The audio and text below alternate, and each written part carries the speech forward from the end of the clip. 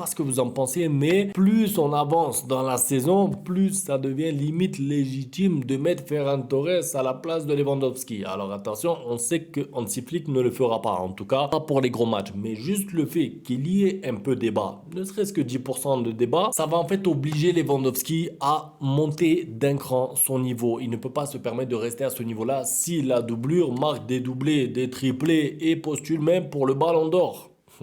J'exagère, ça y est. Il y en a qui vont me prendre au sérieux et vont dire il est fou, lui, il veut le ballon d'or, là. Vous me connaissez. Plus sérieusement, je suis très content pour Ferran Torres parce que moi, je vous ai dit, au bout d'un moment, dans la saison, on aura besoin de ces joueurs-là. Je vous parlais de Martin, je vous parlais de Ferran Torres, je parlais de Fermin Lopez, tous les joueurs où on a eu un petit doute à un moment donné. Bon, là où je me suis trompé, c'est Ansu Fati. Pour moi, ça, c'était aussi un match pour Ansu Fati. Si jamais il avait eu du temps de jeu un peu avant, pour retrouver un peu le goût du football. Vous voyez ce que je veux dire? Mais bon, les choses font qu'on ne peut pas le voir. Je suis content que justement pour un match de coupe, tu peux te permettre de faire un peu de rotation, tu peux te permettre de mettre du Ferran Torres tout en restant compétitif. Je me rappelle l'année dernière, si tu mettais Ferran Torres, tu partais avec un but en moins, tu partais avec un handicap par rapport à l'adversaire. Tu mets Ferran Torres, soit tu vois pas la différence avec Lewandowski, soit c'est limite mieux. Il a été efficace, tranchant. Sur ces 4 situations, il a mis 3 buts. Donc c'est pas à ça que nous a habitué Ferran Torres et ça fait plaisir de le voir comme ça parce que justement, des matchs comme ça, il en reste plein dans la saison là. C'était un quart de finale de Coupe du Roi, donc des quarts de finale, il y en a plus, mais